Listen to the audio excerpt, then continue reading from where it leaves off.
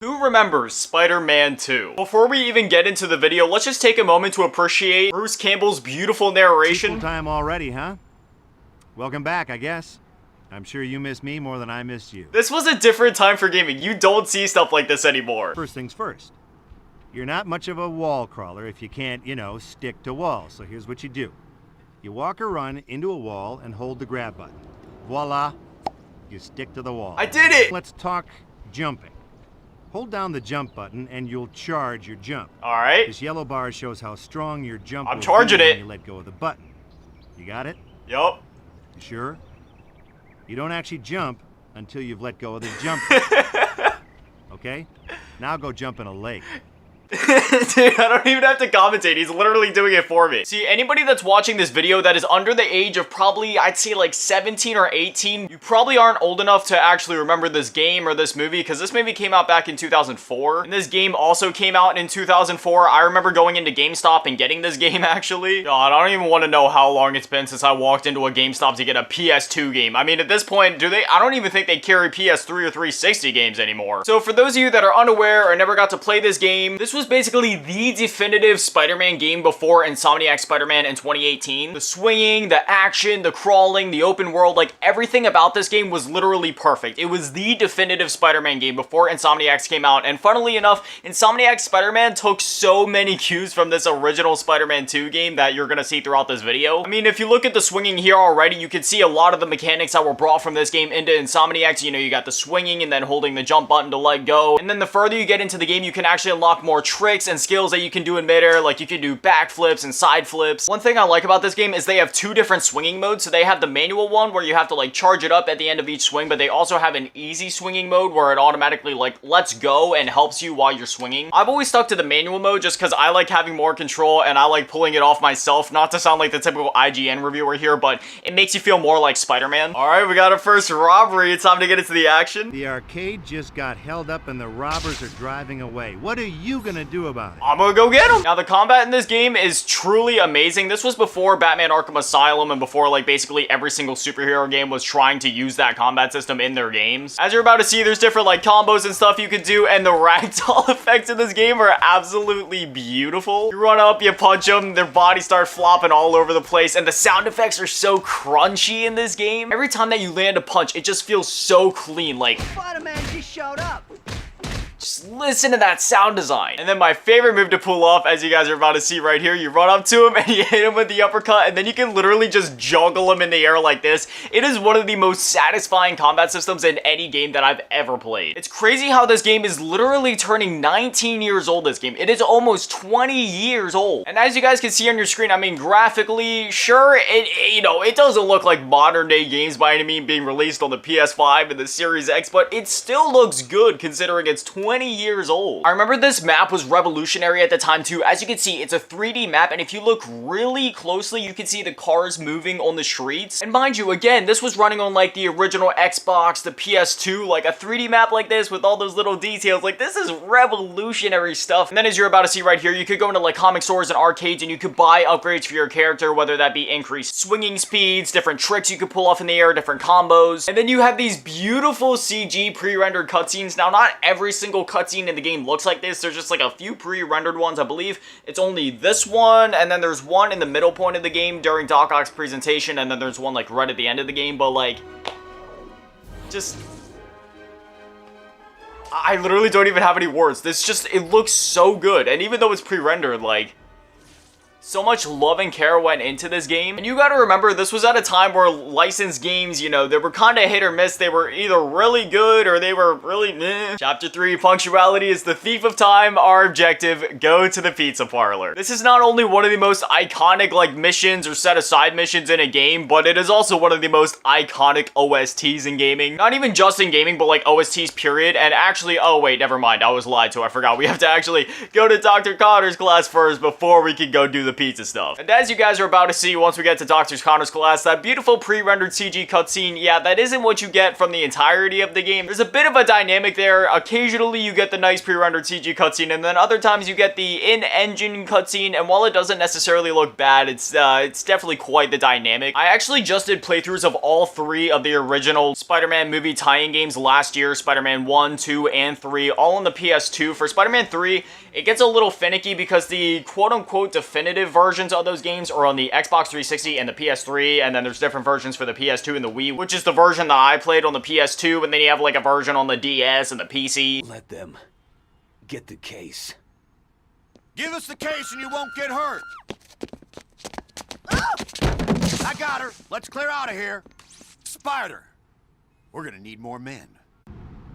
Beautiful in-engine cutscenes. Now we're about to show off some more of this combat. Look at that, a triple uppercut sent them all flying through the air. So many games and superhero games nowadays try to focus on the hyper-realism aspect, but man, I do miss the days when you could play as Spider-Man and just uppercut a dude like 50 feet in the air. Even though it's ultra cartoony and, like, you know, realistically launching a guy that far up in the air isn't really possible and would result in some pretty serious injuries, it's still just the funniest thing to me. Just, whee, launch him up in the air. Case secured. The in-engine cutscenes are honestly great still. Sure, they don't have the same fidelity as the pre-rendered ones, but man, you know, they still have their charm. This was back in the day too, when it came to faces in video games, you know, there was less polygons for them to work with. So when it came to like mapping textures to the NPCs' faces, it's pretty hard to see, but basically they just took like a 144p render of a real human face, and then they just tried to map it to the best of their ability to like the 2 polygons they had to work with in the face. This was another cool mechanic in this game. There's certain areas where you're able to switch out of your costume and switch over to like your Peter Parker attire, just, you know, like this, like you're seeing here. There wasn't too many instances like this in the game, but this was one of them. And then every time that you go to the Daily Bugle, you have to go into the bathroom and change out of your Spider-Man costume and change back into the Peter Parker costume. And I honestly love that because, you know, while I love playing as Spider-Man in a Spider-Man game, I also like when Spider-Man games show the dynamic of Peter's life and show both his time as Spider-Man and also as Peter Parker like this. Like, that's part of why I love Spider-Man. I love how he's so relatable. It's part of that thing where it feels like Spider-Man could truly be anybody. And furthermore, the real Spider-Man, like Peter Parker, is basically just like another normal guy out on the street that you'd see every day, except, you know, he has superpowers. So every time he's not doing normal people stuff, you know, he's swinging around the city fighting bad guys and stuff. Like, I love that dynamic. All right, it is time. Access. I got a bunch of pizzas to deliver and you're late. Always, you are late. Well, now you have to hurry. Get going. Don't worry, Mr. Aziz. These pizzas are in good hands. Oh, yeah. We'll definitely get him there on time. Don't you worry. Just embrace it. No, I won't do any cuts. I'll be quiet. I'll let us all embrace this moment. Let the nostalgia flow through you.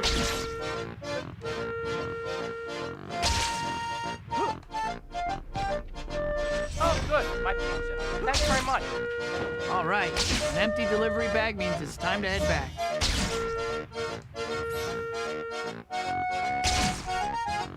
It's so good. I can literally listen to this all day. It is so good. This game also had an amazing roster of villains. You had like Mysterio, Doc Ock, you have run-ins with Black Cat and the Shocker. There were so many compliments I can give this game and so many things that I love about this game. And as much as I want to talk about it, honestly, I'm going to hold myself back from it because all I'm going to say is if you've never played this game or if you've never experienced it, don't let the age of the game or the look of the game or anything like that deter you from playing it. Because I mean, look at this. We're swinging through Times Square, and even though this game is almost 20 years old, look at how good this looks. This looks amazing, and the frame rates aren't dipping too bad or anything like that. Like, it's keeping a pretty stable FPS, and it looks great. So please, whether you emulate it, whether you have real hardware, whatever you gotta do, please give this game a chance, whether it's the Xbox version, the PS2 version, whatever. You can also still get it for a reasonable price on, like, eBay or Mercari if you'd rather have it physically on, like, real hardware, which personally, that's how I am. Even though I support the idea of emulation, and I like the fact that people are trying to preserve games, I'm the type of guy, I just like to play the real games on their real original hardware and just get that feel for it with like an original PS2 controller. And plus there's so many different ways to upscale these older games. Like I said, I'm playing with a PS2 to HDMI converter, and while it doesn't necessarily upscale the games, I'm looking at the picture right now and it's definitely a lot cleaner than it usually would be, and it seems to feel a bit more responsive just due to the fact that this is a digital signal rather than the typical analog one that you get with the AV cables. And then if you would pick this game up on like original Xbox, you can get the pound cable, which basically converts the 480 image into a 720, sometimes sometimes 1080i image on certain games. Anyways, I just wanted to have a look back at Spider-Man 2, get a little nostalgic, and just talk about one of my favorite games of all time. So now I definitely want to hear from you guys. Do you guys remember playing this game? Have any of you ever played it before? Have you ever even heard about this game before? Are you considering looking into this game now after watching this video? Whatever you're thinking, I'd love to hear from you guys. Who remembers Crash Twinsanity? So there's something new I want to do with this series. Towards the end of the videos, I actually kind of want to like go through, show you guys the case and the manual if I have it. However, I know most people are just here for the gameplay, so we're going to start with that. However, if you're interested in seeing the complete in-box experience, well then stick around till the end of the video. From the moment that I decided to start this series, I knew that Crash Twinsanity was going to be the first ones that I made a video on. I beat this game so many times as a kid, and I actually just replayed it last year. So here we are, we got the opening cutscene. I'll just let it play out for a minute just so you guys can kind of get an idea for the story that's going on here. So if you don't know who the characters are, the girl that you just saw chasing the butterfly, that is Crash Bandicoot's sister, Coco. She's the one that just got zapped. And then the person hovering over her is Cortex. And then this is our main man right here. Crash! Crash! Where are you, big brother? There's something weird going on in the bay.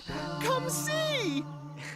So that is Neo Cortex pretending to be our main character, Crash Bandicoot's sister. And if you don't know Crash Bandicoot, he's known for not exactly being the sharpest tool in the shed, we'll say. Now, this game had one heck of a development cycle. We're not going to get into it here because there's many people that have made videos on that have explained it much better than I ever could. But this game went through a lot of different versions, revisions. It had multiple different titles. In fact, the final title for the game, Crash Twinsanity, that was just like a last minute thing that they came up with. It basically came down to them having to sit a couple devs down in the room, and then they came up with a couple of names, and they were like, you aren't leaving this room until you come up with the actual title for this game, because for the entirety of the development cycle, they weren't able to settle on one. And just like in any other Crash game, you break these crates and you get the boy, Aku Aku. Seeing Cortex dressed up as Coco is honestly cursed. This game is honestly very underrated compared to the other Crash games, at least in my opinion. You know, when most people think about their favorite Crash games, they think Crash 1, 2, 3. Wrath of Cortex, you know, that one's a little bit more divisive. But when it comes to Crash Twinsanity, man, there is not enough people that defend this game or stick up for this game or just talk about it in the first place. It is such a good game. Now, one thing worth noting, I'm gonna be quiet so you guys are able to hear it, but just listen very closely to the soundtrack and, you know,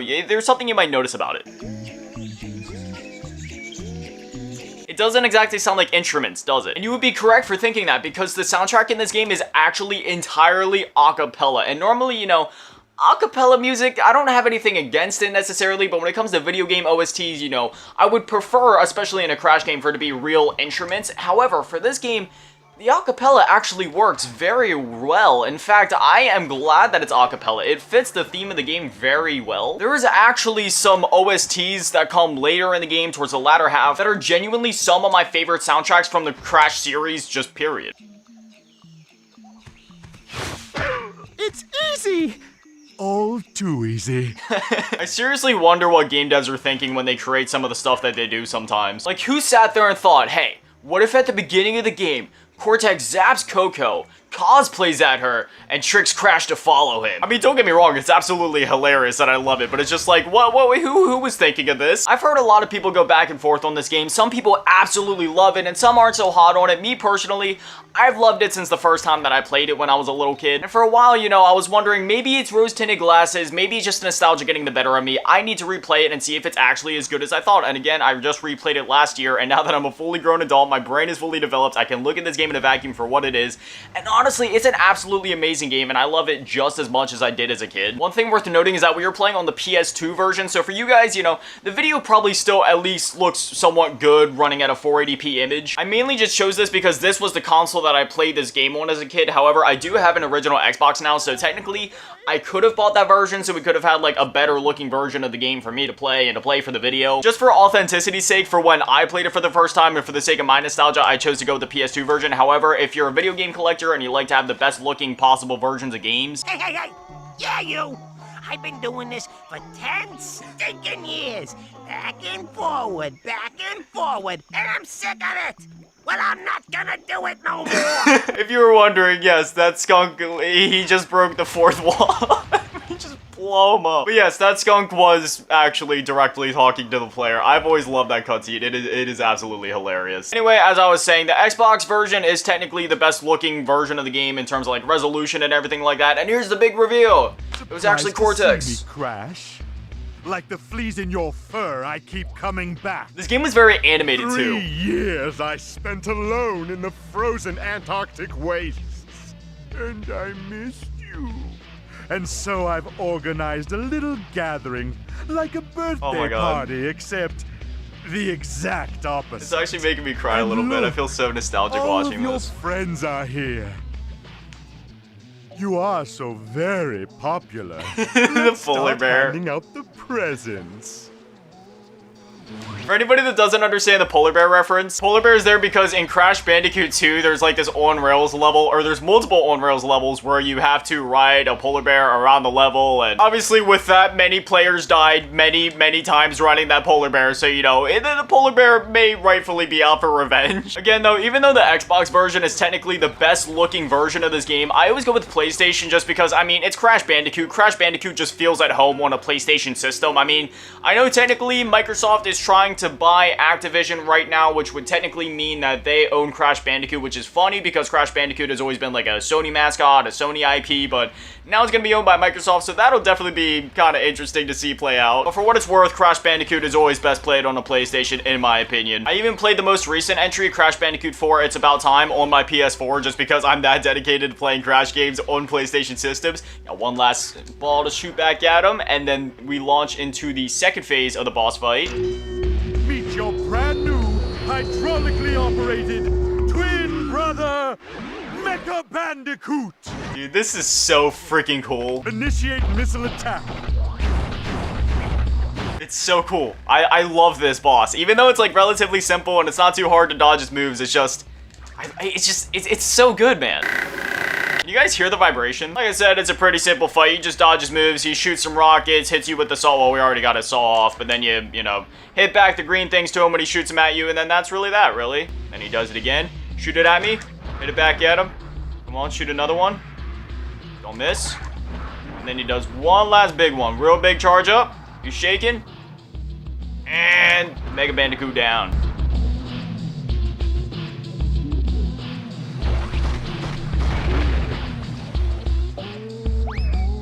Gosh, they don't make games like this anymore, man. And then this launches us into the second level of the game.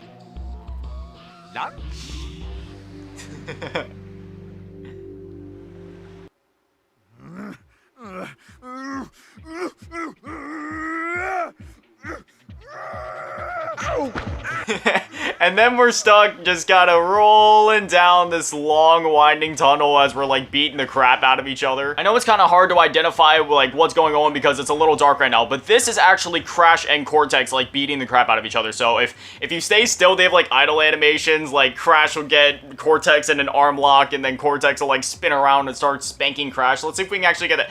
Yeah, you can see here Cortex starts spanking Crash. Again, one of my favorite things about this game is just how animated it is, like in the cutscene and the gameplay. Oh no, I missed the gem! But in the cutscenes and the gameplay, it's very animated. It almost feels like you're playing through like, not necessarily a Pixar movie, because this game is a little dark at times. A little too dark by Pixar standards, I'd say, but you know, maybe more like a DreamWorks movie. I just love how animated it is. This game also has a tendency to break the fourth wall, and I absolutely love when they do it because they don't do it in an outright way all the time. I mean, at the beginning, they kind of did it with the skunk, like that was very direct. However, there's some that are a little not as obvious later on. Like there's a part where Cortex says, well, the Wrath of Cortex didn't sell as well as we thought it would, and that was a reference to their previous game, which, you know, wasn't received very well, and that's actually the only Crash Bandicoot game that I have never played, that being the Wrath of Cortex. That was the first Crash game to be released on the PS2 and the original Xbox, and I never got around to playing it. I do actually really want to play the game, and I've been keeping my eyes peeled on like eBay and Mercari for decent listings, and the game doesn't go for too much nowadays. It goes for like $10 to $15, so I could easily get it whenever I want to. I'm just kind of holding off for that steal of a deal where I find it for like $5, CIB, manual and everything included, mint condition disc. There was a lot of complaints about that game, you know, floaty controls, really bizarre. I don't even know if I should call it an art style. It wasn't even really an art style. It was just like them making the characters look different, unnecessarily so, and it didn't exactly look the best. There was also like a lack of boss variety in that game from what I understand. Like most of the bosses were basically just Crunch Bandicoot. The game still has its dedicated fans though, so it's definitely one that I plan to check out. For anybody that may be interested in picking up Wrath of Cortex, if you haven't haven't played it before, if this is your first time hearing about it, if you're getting it on a PS2, just keep in mind, even though normally when I'm collecting PS2 games, I like to get the black label ones like this, where it's a black label right at the top, and, you know, it's just, it looks clean in the collection. For Wrath of Cortex in particular, you do not want to get the black label. Make sure you get greatest hits. And again, as a collector, I try to stay away from greatest hits just because it kind of muddies up the collection, and I like having just like a nice line of black label games. However, the original black label has some issues with loading. It takes a really long time to load the game. However, the greatest hits version actually fixed that. So again, just keep that in mind if you're getting it on PS2. However, if you're getting it on literally any other console, or if you're emulating it on PC, you'll be fine to go with the other editions. Just keep that in mind. Stay away from the PS2 black label like the plague, but the greatest hits version on PS2 will be fine. And just in case anybody needs a refresher, the greatest hits are the ones with the red label on the top and the spine. One annoying thing about this game is that if you fail, you can't skip the cutscenes, because one of the ways that they masked loading screens in this game was behind the cutscenes. So if you get stuck into a loop, or you're dying a lot, or you're struggling, you're gonna be stuck watching a lot of cutscenes. Thankfully, this game isn't like a brutal gauntlet. You're not gonna be struggling the entire time, so it's not like you're gonna be stuck watching cutscenes over and over, and it's gonna be like some huge hindrance, especially since most of the cutscenes in this game aren't really that long. They're no more than like 30 seconds, so really, just think of it as you're sitting through a load screen, except instead of it just being a normal loading screen, it's it's a short cutscene taking its place, so it's not that bad. If I'm gonna be honest, there's really only one instance where I can think that it got kind of annoying. There was like this one level later in the game that I'm not gonna spoil. I got kind of stuck on it for a bit, I'm not gonna lie, when I did a replay last year. I ended up dying a solid, like, I don't know, maybe 8-10 times, something like that. And yeah, I got a little annoying seeing the same cutscene over and over again, but that's like the one instance I can think of. Otherwise, yeah, this game is severely underrated, and if you haven't played it before, I highly recommend it. It is so good from front to back. There's no level or part in this game that I would honestly dread to go through again if I were to replay it. Like, the whole game from front to back was just like a really fun, cartoony experience. I don't know, it's a lot of fun. Keep back, you weak-minded fool. Avert your gaze or you'll go crystal crazy. Now we gotta spin into Cortex and grab the crystal. Now from here we get into some really interesting platforming sections, but again, I don't want to spoil any of that just in case you guys haven't played the game before. So this is where we're gonna wrap up the gameplay section and move on to the review and overlook of like the game, the case, the manuals, and you know, different sets that the game came with. And for anyone curious, this game isn't too expensive. You can probably get a copy on eBay for, I don't know, maybe no more than 15 bucks for Xbox, and probably, I don't know, like 8 or 10 bucks for PS2. It's really not that expensive. And just in case anybody decides that they want to see more Crash Twinsanity, I'm making a dedicated save file just in case anybody would ever want us to return to this one. Now, I know my lighting situation isn't exactly the best, so I'm gonna do my best to kind of like show it off to you guys, maybe like block my face a little bit.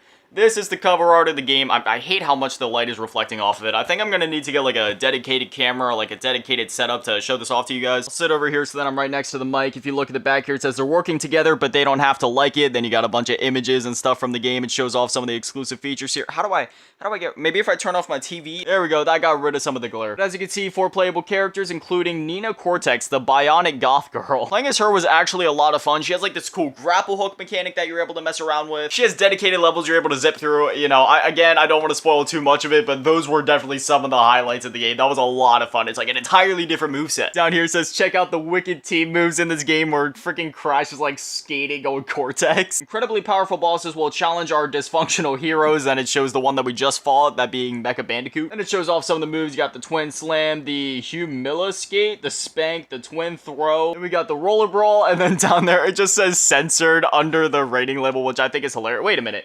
This game was rated E for cartoon violence. I'm surprised that this wasn't like an E10+. There was honestly a lot of like really edgy humor in this game. I'm surprised that this got away with an E rating. I forgot to read this paragraph at the top too. It says, faced with an evil force which is threatening their island home, Crash Bandicoot and Dr. Neo Cortex are forced to work together in the funniest Crash adventure ever. Control the squabbling duo through innovative team moves as they wax, max, spin, throw, and ride their way through a fully 3D free roaming environment. I know this all probably comes off as rather nerdy, but you know, I'm really into video game collecting, retro video games, video game preservation, the whole shebang, just video games period. I love them, and especially when it comes to like physical media. There's just something about having the case, reading and seeing all the fun stuff on the back and the covers, and I don't know, it's just, There's something about it, just it makes me really happy. Unfortunately though, this game did not come with a manual because this specific version of Crash Bandicoot that I got, as you can see at the bottom there, it's as part of a set. Now there was a lot of games that did this during the PS2 generation where they come as like a triple pack or duo pack, and basically, you know, the insides of the case, they would always kind of have a distinctive look to them. You know, they didn't have the memory card slot at the top. Usually the PlayStation logo would be at the top because it was a dedicated PlayStation set case, and it was usually a bit cheaper for them to push these out, which means they were doing things to cut costs, such as not including the manual, which is really disappointing.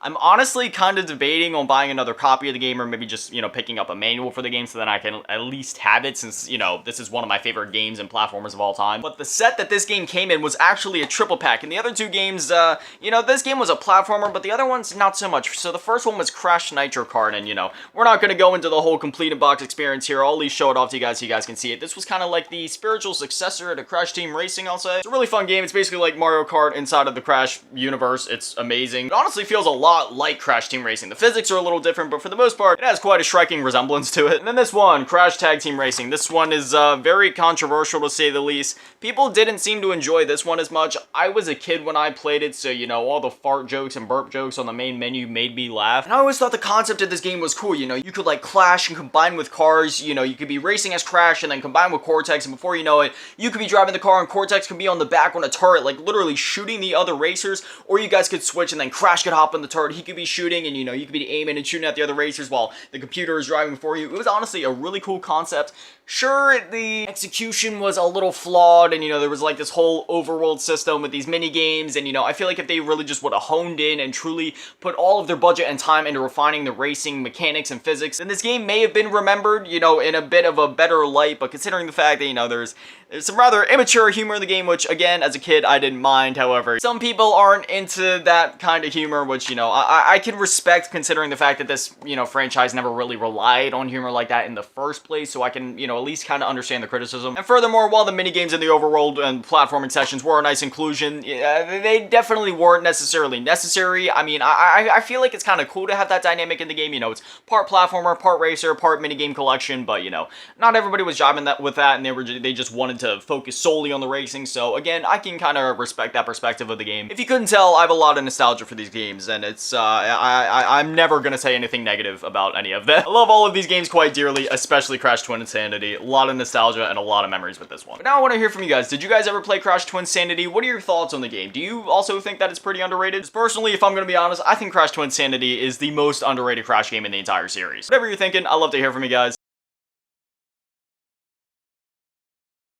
Who remembers Hitman Absolution? If you're new to the channel, or if you don't know what the series is, it's basically a series where we go back in time and look at nostalgic things, whether that be older shows, games, movies, etc. So far, we've only looked at games, but I do plan to like branch out and look at other nostalgic things. But today we're going to be looking at Hitman Absolution, which, let me just go right ahead and say, I have a lot of love and nostalgia for this game. Now, I will say right off the bat that this game does have a remastered version on PS4 and Xbox One. However, for authenticity's sake, we're going to be looking at the Xbox 360 original. And again, if you're new to the series, basically what we do is first we hop in, play the game for a bit, show off some of the gameplay, and we'll kind of talk about the game, my history with the game, and sometimes we'll kind of talk about the series as a whole and like what led up to this specific entry, and sometimes we'll even talk about a series as a whole and what led up to the development of this specific game, which that topic is pretty relevant for Hitman Absolution, because for those of you that don't know, this game is a bit different from other entries. We're going to go ahead and start up a new game. We're not going to be too focused on like, you know, cutscenes or anything like that, because this game is more story-centered, which, again, that's going to be relevant in a conversation that we have later on. But I just don't want to spoil anything for those of you that haven't played the game before. Prologue, a personal contract. See, for me personally, I've been playing the Hitman series since way back in the day. We're talking like blood money on the PS2. We're not going to focus too much on the tutorial because I've beaten this game many times, so I don't need the tutorial. So to basically give a brief history of the Hitman series, you know, it's a stealth series where, well, you play as a hitman. You're given a target and you go and take him out. And this game, for its first couple entries up until Absolution, was always more of a sandbox gameplay-centered experience. Again, you were given a target, you went to take them out. And the beauty of the Hitman series was that you were given so many different ways to take out your targets. You could go in quiet, you could go in loud, and in this specific instance, we're gonna go in quiet, just gonna attack them.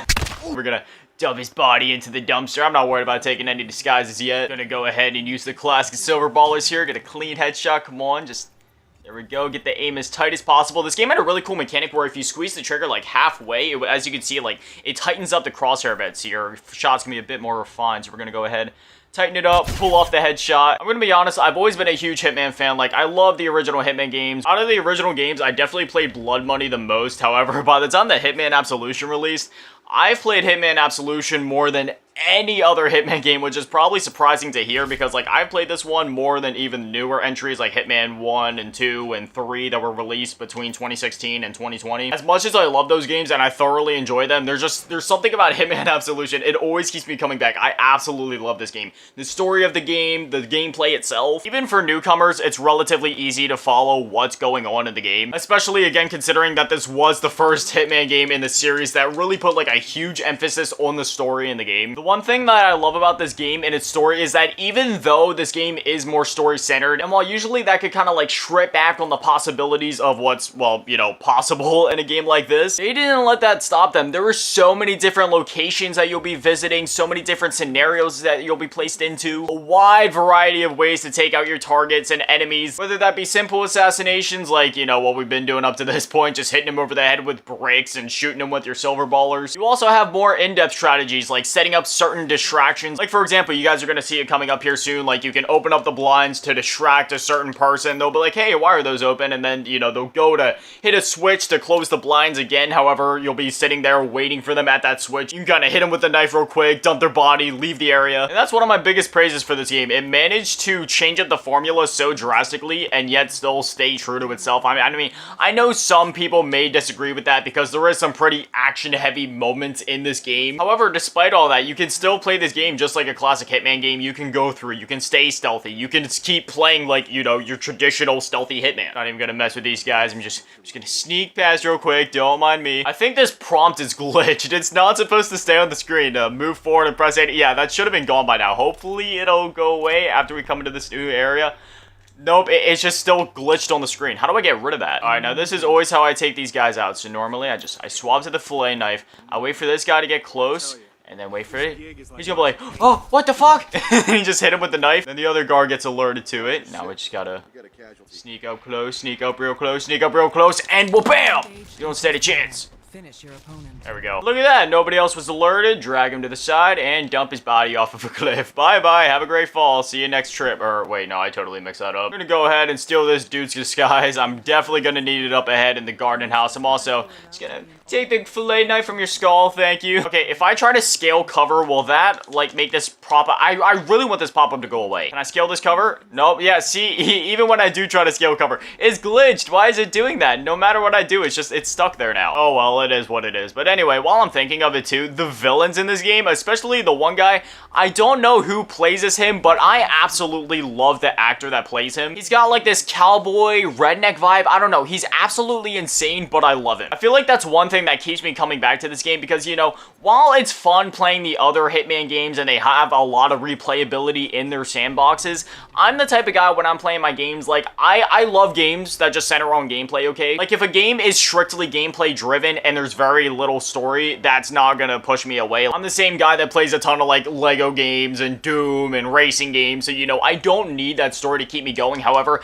if there is a good and engaging story, that's just, like, bonus points in my book to keep me coming back to the game so I can re-experience that story. This is one of those games that takes a series that is traditionally known for its sandbox gameplay, and, by the way, bye-bye, and introduces a story without taking away from the gameplay in any sense, and it blends it all so beautifully. I genuinely love this game. And there's so many sick set pieces littered throughout, whether that be like the helicopter chase earlier in the game, or the one rooftop section in one of the later missions. I'm doing my best not to spoil it, but there were so many great set pieces, moments, levels, and assassinations that you can carry out in this game. I know I'm on the job, but I need to visit the hub real quick. I need my fix. They got a disguise right here. Is that any different from the one that I have on currently, or?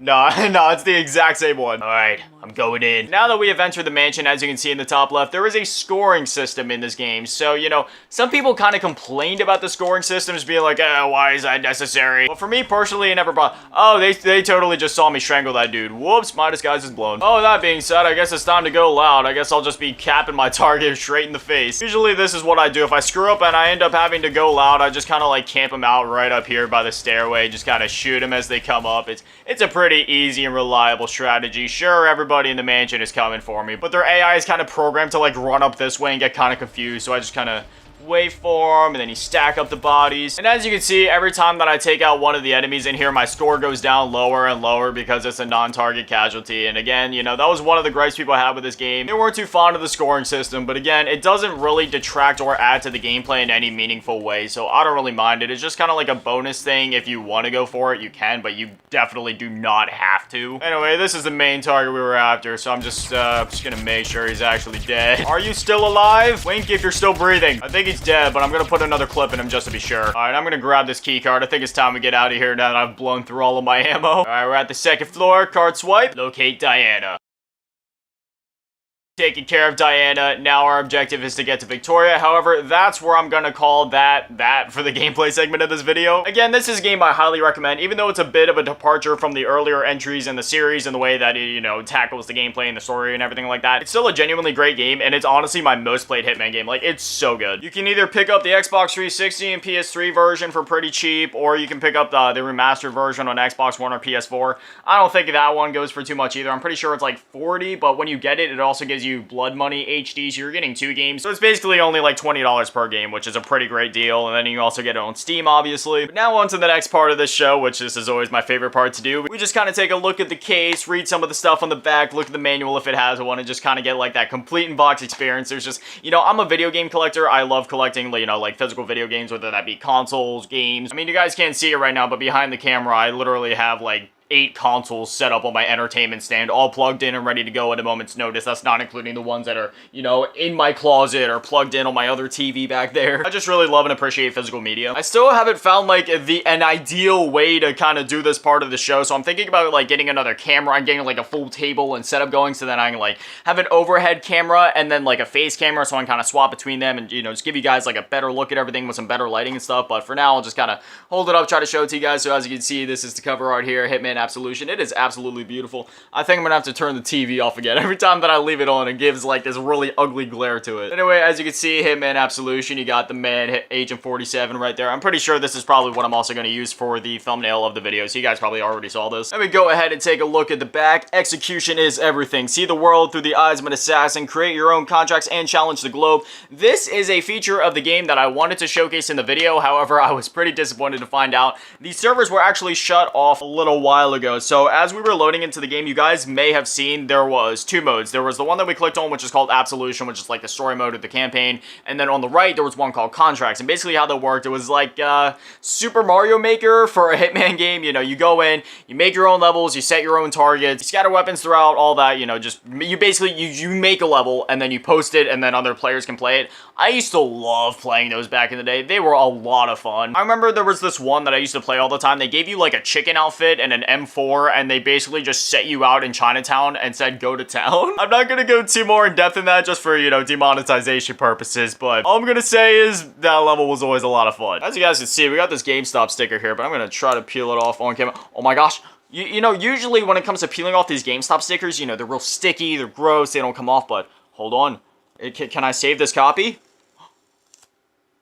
Look at that. I've literally had this copy for 11 years at this point, and, you know, I've always just had that GameStop sticker at the bottom, but look at that. Like, that was clean. There's no residue or anything after that, so I got a clean copy of Hitman Absolution. I'm really sad that they didn't even have like the contract servers available for the HD remake or anything like that. It's just, it was such a cool feature. And then the last one, hide in plain sight, improvise as necessary. You guys kind of saw like a taste of that as we were going through the game. You know, you can eliminate some of the enemies, steal their disguises, and then there was this one element that I forgot to talk about as I was playing it. But basically, if you hold RB while you're walking past an enemy, it lets you do this thing known as like blending in. So, you know, he'll put his head down, start rubbing the back of his head, just trying to like blend in with the environment, because even if you have a disguise in this game, the disguise really only helps to keep enemies from noticing you immediately. Like, it kind of increases the timer or the amount of time that it would normally take for them to notice you by a very minor amount. Otherwise, you have to rely on the instinct bar, which was in the bottom right. That was the yellow bar down there. And you basically have to balance using that bar to blend into the environment and not get noticed, but then that bar is also used for other important mechanics and features of the game that I also won't spoil,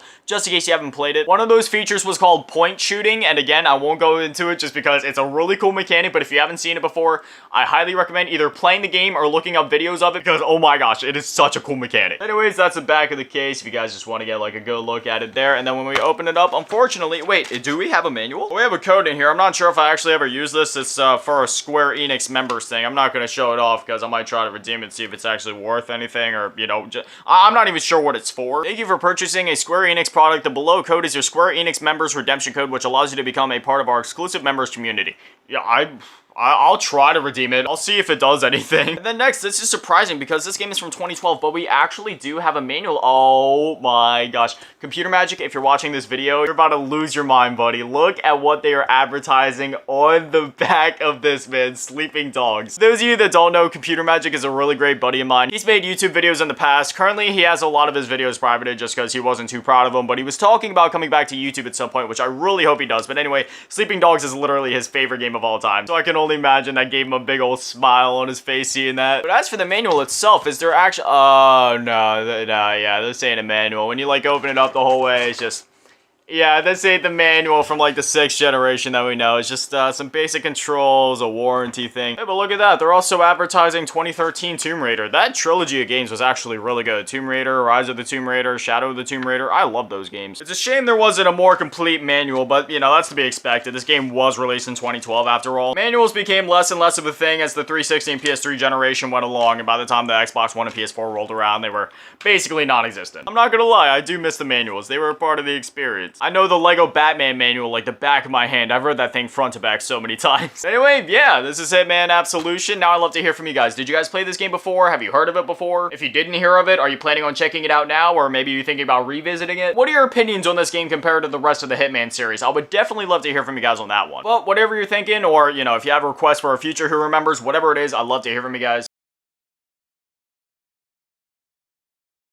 Who remembers Star Wars Battlefront 2? So as many of you probably know, today is May 4th, aka, you know, like May the 4th be with you. So today I decided that we do a special episode of Who Remembers and do a throwback to a very nostalgic game. This game is super nostalgic for me, and I'm sure it's super nostalgic for a lot of you older folks out there. So without further ado, let's just go ahead and get right into this. When you go to start up the game, you have multiple modes that you can play. You got the single player training mode, space overview, Rise of the Empire, Galactic Conquest, and instant action. Honestly, back in the day, I used to play instant action a lot. However, there is also like a campaign mode that you're able to play, and then there's also multiplayer modes. That was one of the things that this game was popular for back in the day, was the online mode. You're able to play via the internet or LAN, you know, back when LAN parties were still a thing. And real quick, down in the comments, can we please just get a RIP to LAN parties? I miss those. Back in the day, me and my buddies used to do tons of LAN parties on different games, whether that be Halo or Call of Duty or even Battlefront 2. I did a couple of these. And then there's also a split screen option if you also happen to have some friends coming over, you know, chill on the couch, play some split screen. But if I'm gonna be honest, nowadays,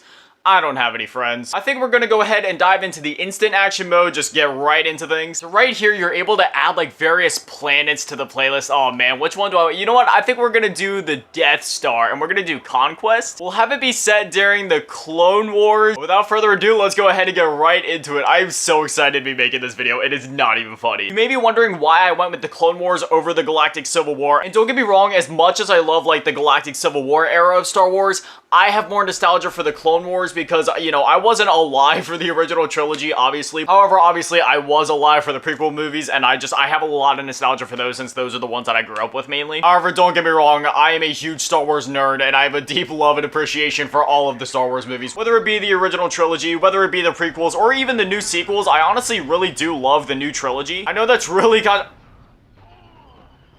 I just blew myself up. As controversial as that is to say, I really do like the new trilogy. Force Awakens, Last Jedi, Rise of Skywalker, I thoroughly enjoyed all of those movies. But anyways, back to talking about Battlefront 2. These games were revolutionary back in the day. Both the original one and the sequel, which is one that we're playing right now. This was one of the first games on console to feature like online multiplayer, and especially on a large scale in the way that Battlefront 2 is doing it, because, you know, you had like MMOs and stuff like that on console before, but like Star Wars Battlefront, it was one of the first ones that kind of did something similar similar to what like Battlefront and Call of Duty were doing at that time, but like, you know, on the scale of something more like Battlefield, where you have like all these players going at it. And as you can see in the gameplay right now, it holds up surprisingly well. Obviously, we're not playing online or anything like that, but when it comes to like a gameplay stance, you gotta consider how many entities are on the map right now. Play as Obi-Wan. Yes, please let me play as Obi-Wan. Oh my gosh, I am so excited. This was always my favorite part of the original Battlefront games, just like when you're able to spawn in as the heroes. Obviously, they have that in the new Star Wars games, but there was just something about it back in the day. It just felt so special because for me, this was one of the first Star Wars games that I played. No, I fell off the map. No. Oh my gosh, I can't believe I did that. I'm so terrible. But this was one of the first Star Wars games that I played, so being able to play as like my favorite Star Wars heroes in a video game was just amazing at the time, because like the only Star Wars game that I had really played before this would have been like Lego Star Wars. I had played some other ones before this, like KOTOR, but obviously you're not playing as like Anakin and Obi-Wan and Darth Vader in that one. I could honestly make like a whole mini-series inside of the Who Remembers series just based around the Star Wars games, because there were so many from this era that I love that most people like don't even talk about nowadays for some reason. You had some like Star Wars Bounty Hunter, and then you had the Episode 3 movie tie-in game, which was actually phenomenal, and then you had like the Jedi Academy games, and as I was talking about before, you know, a lot of people talk about KOTOR, but I feel like the younger generation nowadays, you know, they talk about it and they know why it's great, but a lot of them just honestly haven't played it. And that's one of my main goals with this series, is to not only put more games on people's radar, but like to also maybe help motivate some of the younger ones that have known about these games before and they have considered playing them, you know, just like maybe giving them that little push to actually go and make the purchase or actually go and try the game for themselves, even if they've known about it before, even if they've been putting it off, just being like, hey, you really need to play this. Because it's true, I truthfully do believe, like, all of the games that I've covered in Who Remembers so far, these games are all games that people should play at least once in their lifetime. Like, even if you don't go through and play, like, the entire campaign, even if you just dive in for 5 minutes to try out the instant action mode like we're doing here today, like, these games are worth playing. They're worth every second that you would spend playing them, and they're worth every penny that you would spend just buying the game in the first place. Unfortunately, we were defeated, but it is what it is. It's not a big deal. I honestly haven't played this game in such a long time. I revisited the original Battlefront lately because I got it on my original Xbox that I just bought like a couple weeks ago. However, when it comes to Battlefront 2, I honestly have not played this original version for a couple years. We're gonna go ahead and quit out of this match because I want to look for the other mode. I honestly can't even remember what it was called at this point, but you're basically only playing as the heroes, like Boba Fett, Darth Vader, Obi-Wan, Mace Windu. Assault. Heroes and villains clash sabers and exchange fire in the ultimate duel of the fate. Yes, this is the one that I was thinking of during the Galactic Civil War era. I could have swore that there was like other maps that allowed you to do it with the Clone Wars characters, but that's fine. I'm totally cool with doing it with the Galactic Civil War era since, you know, we played the last game with the Clone Wars, so it's only right that we do this one in the other era. Alright, we can either pick the heroes or the villains. You know what? I'm feeling a little villainous today. We're gonna go with the villains. We can either play as Boba Fett, Count Dooku, Anakin Skywalker, the Emperor, General Grievous, Darth Maul, or Jango Fett, Darth Vader. Oh man, I forgot just how many characters were in this. I think we're gonna go with Darth Maul, even though he was a Clone Wars character. Alright, now with Darth Maul, obviously we have various abilities, so we're able to sprint around the map, we can force jump, we got the force push, and then we can also do a saber throw. Come on, Luke!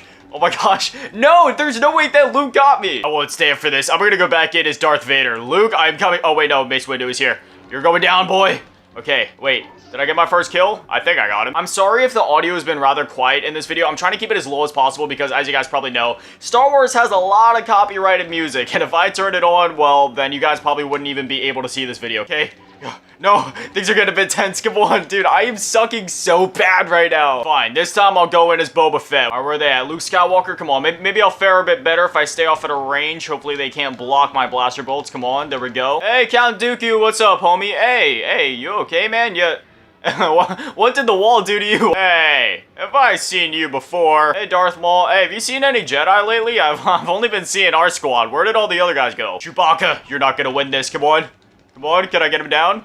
There we go, that's another kill. Anakin, oh no, you're one of us. It always throws me off when I see Anakin, because he has a blue saber, but, you know, he's actually one of the bad guys. Yoda, no, get away from Anakin. Oh my gosh, I'm trying to work with the controls here, trying to aim at him. There we go, I got Yoda down. Much easier than I ever would have thought. Come on, Chewbacca, go down.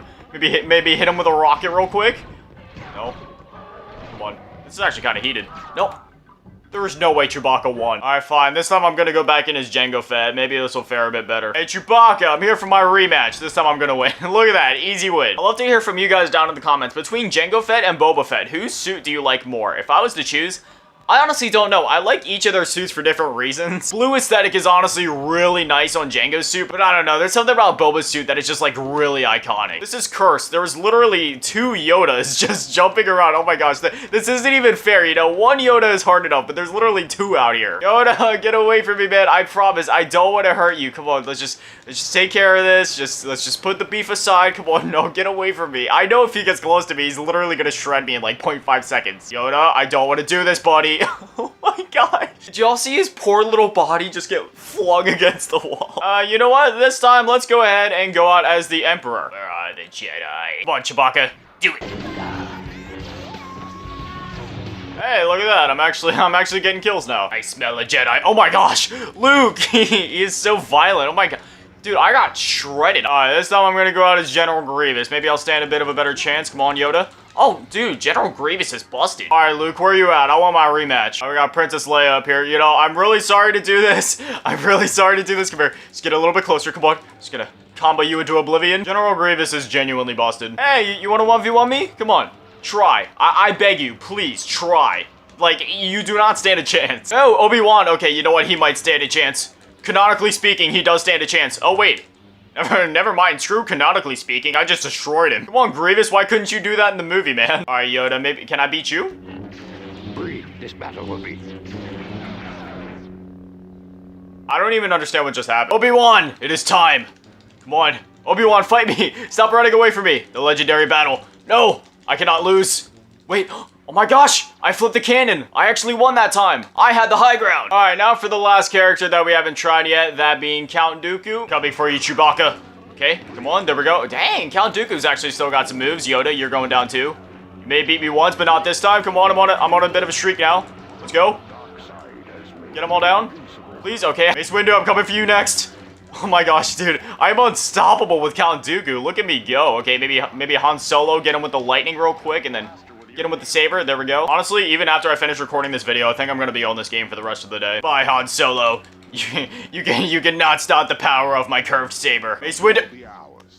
Okay, you know what? Maybe Mace Windu can stop me. Well, anyways, with that being said, we tried out all the different heroes, so now I think it's time that we move on to the next segment of the show, where we just kind of like look at the case, get the complete unbox experience, look at the manual, all that fun stuff. I still need to kind of upgrade the setup a bit and get like a better camera setup for this part of the show. Like I was talking about last time, I kind of want to get like a table and like an overhead camera so we can kind of look at all this, but it is what it is. We work with what we got. So right here, as you can see, Star Wars Battlefront 2, this is like the front cover, and then we flip to the back. There's a little bit to read here, so bear with me. Fight more of the greatest Star Wars battles any way you want. Fight on the front lines where every weapon and vehicle is yours. And now for the first time, Star Wars Battlefront 2 lets you fight as a Jedi, earn the ability to wield a lightsaber and use force powers like Yoda, Darth Vader, and many other heroes and villains. Battle in space, dogfight in X-Wings, TIE fighters, Jedi starfighters, and other classic starships, or land your ship on a Star Destroyer and fight it out on foot aboard enemy ships. Play 16 new locations, battle across Star Wars Episode 3 environments such as Utapau, Mustafar, and the epic space battle above Coruscant. Engage in massive online battles. Obviously, as we were talking about earlier, that was like one of the biggest claims to fame of this game. And if you want to get like a real close look at it, it's kind of hard to see with like the lighting. I'm sorry, I'm trying to work with it here, but you know, you got some pictures there. And then inside this game does come with a manual. However, as we discussed in an earlier episode of Who Remembers, there's 2 different kinds of PS2 games. There is the normal black label ones, which if they come with a manual, the manual will always be in color. However, for the Greatest Hits re-release, they were always trying to cut corners, make things a bit cheaper for the Greatest Hits re-releases, which is why most Greatest Hits cases don't have the memory card holder. They just instead have a spot for the disc and then the PlayStation logo at the top. And furthermore, the manuals on the Greatest Hits versions tend to never be in color. Now, sure, the front part's in color, that's cool and all, but when it comes to the actual inside of it, as you're about to see, yeah, it's all black and white. There's no color in here. And I know for a fact the original version of this manual, like for example, this picture here would have been in color. However, since this is the Greatest Hits version of the manual, it's all just kind of black and white. But if you flip through here, this is one of those OG manuals where it tells you literally anything and everything that you would need to know about the game, including controls, tactics in battle, important information about the characters and stuff like that. But I don't know, while the manual is still cool, and I'm glad that I at least had the manual in some form or fashion, I do wish that this was a black label copy with like, the in-color images, but it is what it is. It's still cool that, I have a manual for this game, period, because let's be honest, manuals are freaking awesome, and I wish that modern games would actually release with these. But anyways, yeah, that's that for this episode of Who Remembers. Now, I definitely want to hear from you guys down below. Do you have any nostalgia for this game? Did you ever play the original one? Did you play the second one? Is there any other Star Wars games from like the Xbox/PS2/GameCube era that you loved but kind of seemed to like go below the radar? Whatever it is and whatever you're thinking, I'd love to hear from you guys. Who remembers Max Payne 3? Two things I want to say before we get into this video. If you're prone to like epileptic seizures, or if you have problems with epilepsy when it comes to like flashing lights or certain patterns, you might want to skip around certain parts of this video, or maybe just skip out on this video entirely. At the very least, I have all of my videos divided up into chapters, so you could skip to the later part of the video where we go ahead and kind of like break down the case, the manual, and kind of like take a look at some of that stuff. I at least wanted to mention that for the gameplay part of this video, because there's a lot of like different flashing lights and different like patterns that happen throughout the game. But second, happy 12th birthday to Max Payne 3. Originally, this video was going to be on the original Max Payne game, because I had actually just ordered another copy of the game to make a Who Remembers video on that. But then I remembered that the 12th birthday was coming up for the game, so I was like, hey, why don't we just go ahead and make the Who Remembers video on Max Payne 3 instead? But anyway, without further ado, let's go ahead and get right into the game. I'm sure that my save game is still on here, because I'm playing this via backwards compatibility on Xbox One. And I actually just did a replay of this game last year, because I heard that there was like some FPS boosts and other boosts if you played on the Xbox One version, which is what I did. As you can see, first things first, when you get to the main menu, you have story mode, arcade mode, and multiplayer mode.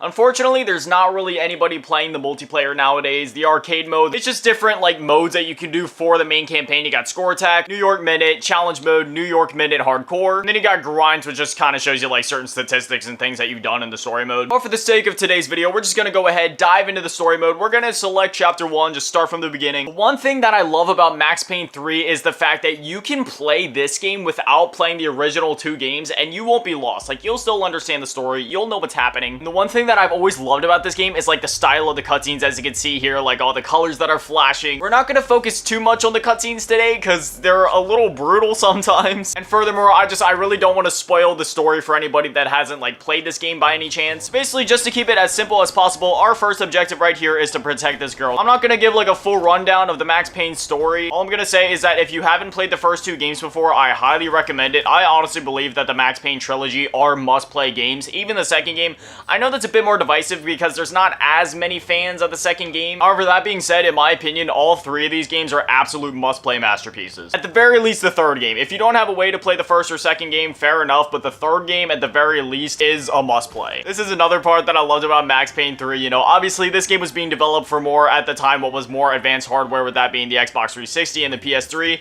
There was definitely still some parts where you could tell that it was kind of pushing those consoles to the limits, especially on the PS3 version. However, it allowed them to do some really cool set pieces like this, as you guys are about to see, where he dives over the edge, goes into slow motion.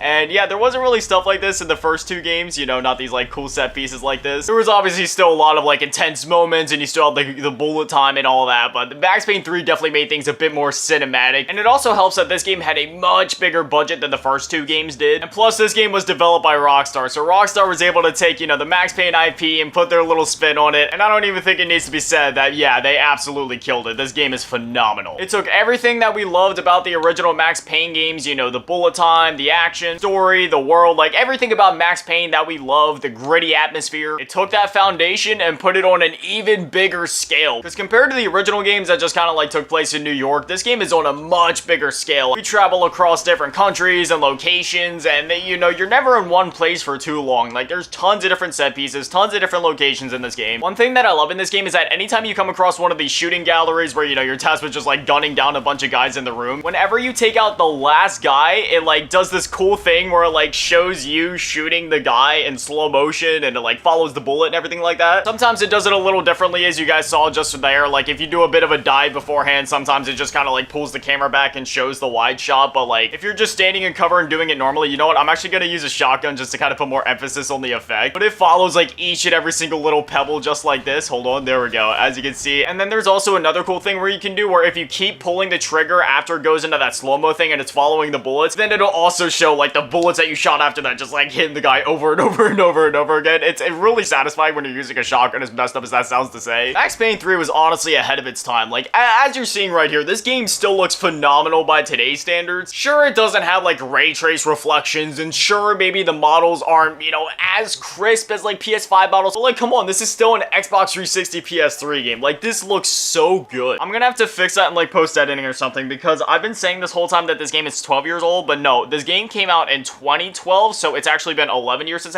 I don't know how I mixed that up. I guess because it's 2012 and like the time range was close enough. I honestly don't even know. Yeah, correction to what I said earlier, this game is actually 11 years old. Cutscenes in this game are so cool. Like, no matter how many times I beat the game, I mean, I'm the type of guy, I never really skip cutscenes cutscenes in games anyway, unless I'm like, I don't know, speed running it for some reason, but this is one of those games where even if I would be speed running it, I would never skip the cutscenes. They're so visually, like, stimulating, I guess. My favorite ones are the ones where it, like, transitions into, like, the comic book format where it, like, stays still at one frame, moves it to the side, and then pulls up the next frame. Just like that, that takes us into Chapter 2. This mission is also one of my favorites of the game. I'm a sucker when it comes to, like, nightclub areas in shooter games for some reason. Like, in Black Ops 2, that one mission where, you know, you're shooting them in the nightclub, you got the dubstep going in the background. That's one of my favorite missions in that game. One thing I must say is that, you know, when you're making a video like this and you're, you know, trying to skip past the cutscene so you can get back to the gameplay, it makes you wait quite a while. It's been saying still loading for like 3 minutes now. Don't get me wrong, the cutscenes are great, but I'm trying to get back to the gameplay, man. There's been talks of a possible like Max Payne 1 and 2 remaster happening soon. I honestly am really excited, but kind of skeptical at the same time. So obviously, as I've been saying, you know, Max Payne 1 and 2, those games are like timeless classics. However,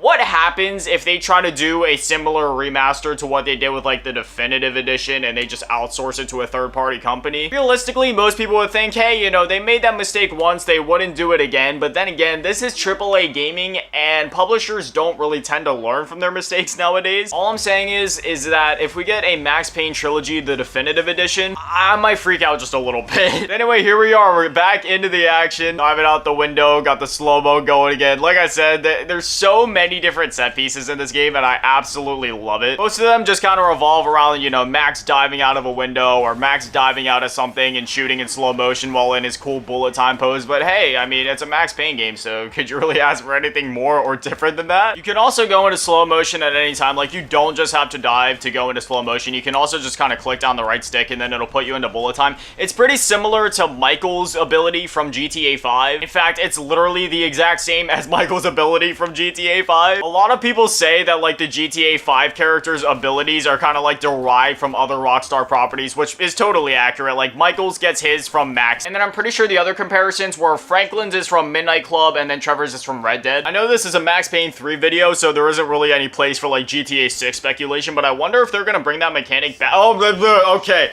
I'm not even epileptic yet, this room is giving me some problems. Anyways, yeah, for the sake of spoilers, I don't think we're gonna go too much farther in the gameplay department because really anything beyond this is starting to get into like more important spoiler territory. You kind of carry out the shootout through the rest of this building and outside, and then it gets into the rest of the story stuff. So I don't want to spoil it for any of you guys. Again, if you haven't played Max Payne 3 before, obviously, I highly recommend it, just as I would highly recommend going back and playing the original 2 games if you haven't before. But anyways, now we are on to the next part of this show where we go ahead and kind of look at the case, the manual, just get that complete in-box experience. This is my copy of the game that I've had since 2012, so I've had this for 11 years now. I remember how giddy and happy I was when I like picked this game up for the first time. I ripped off the seal and just opened it because I was so excited for this game. You have to understand, I grew up with the Max Payne series, Max Payne 1 and 2 on the PS2. I played those games so much back in the day, it's not even funny. Even when it came out on mobile, like on my iPod Touch, I was playing it there because it was only like $3 on the App Store. Needless to say, this was a very highly anticipated game for me, and it did not disappoint. Anyway, first things first, you look at the cover. Rockstar Games presents Max Payne 3. You got Max there. Obviously, this game is rated M for mature. I noticed I never really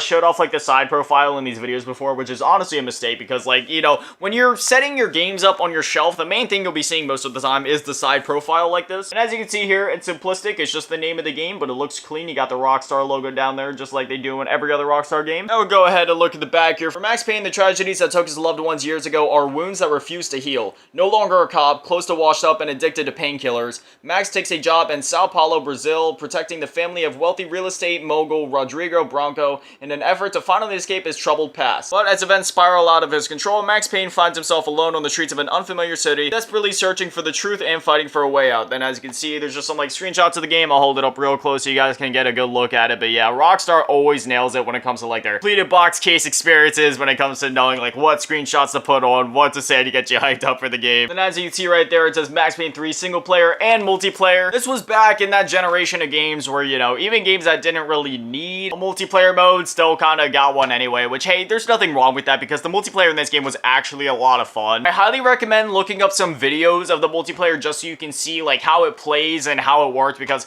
it's kind of hard to explain. In fact, if I'm going to be honest, I don't really even know how the technology for the multiplayer even worked because there's bullet time in the multiplayer, which you would think would slow it down for everyone else, but it did. There was some advanced stuff going on there. Like I said, it's definitely worth just like looking up some videos of the multiplayer just so you can kind of get a feel and a vibe for how it played and how it worked. Oh, and then you got all the ratings down here, and we're gonna start a new segment of the show only for Rockstar games specifically, and that is where we're gonna go ahead and read everything that this game is rated mature for, because Rockstar, I swear to God, their games have so much stuff in them that they end up inventing new things for this rating. So in this game in particular, we have blood and gore, intense violence, partial nudity, strong language, strong sexual content, use of drugs, and alcohol. In most games, you know, you only have like 1 or 2 things there, like, blood and gore, intense violence, maybe some language, but no, Rockstar, it's literally like everything under the sun, and this is just scratching the surface. If we take a look at like GTA 5, for example, that thing, dude, you can barely even read it with how much stuff is down there. One neat difference between the Xbox 360 and the PS3, well, I guess I can't really call it a neat difference, it's just, you know, one has 2 discs and one doesn't, but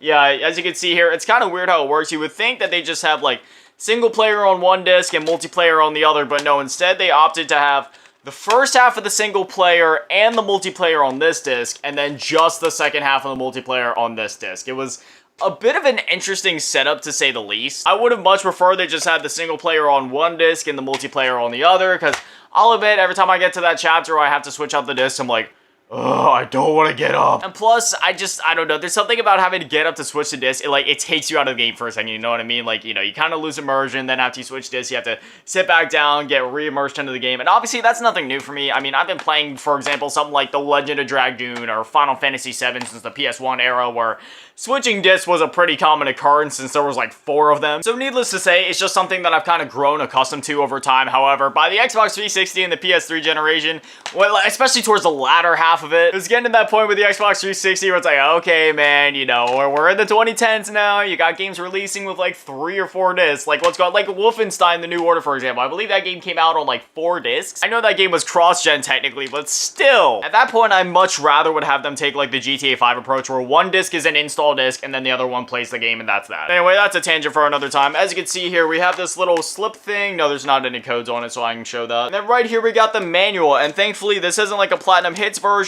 or like a Greatest Hits copy or anything like that, because as we discussed in the previous Who Remembers, Greatest Hits and Platinum Hits versions of games tend to have black and white manuals just because those editions of the game tend to be a bit cheaper to produce. However, like I said, I got this back when it initially launched in 2012, so, you know, I have the original manual, the original case and all that. As you can see, you know, it's all in color, it's all here. Man, I really miss video game manuals. I wish that they could make a comeback. They were truthfully part of the experience. Anyways, yeah, that's Max Payne 3. Now I definitely want to hear from you guys down below. Have you guys played this game before? Do you love this game as much as I do? Is this a game that's on your backlog that you have to play yet? Have you played the original 2 Max Payne games? Whatever it is and whatever you're thinking, I'd definitely love to hear from you guys. But anyway, as always, a shout out to the patrons and channel members, Carmen's Fake Grandma, Liberty Tab, Big Dad, Matty, Chulupa, Source, Rex, Ray, Zach, Polar, Ray, DeWebster, Lamas, Bianca, Spiritor, Jupissant, Mel, Asking, Kuno, Magic, Mason, Irvin, Chua, 15, Flemington, 1, Aaron Reynolds, Unknown, and Christopher Huerta. Thank you guys for watching. Have an amazing day. Stay beautiful. I love you all. Peace.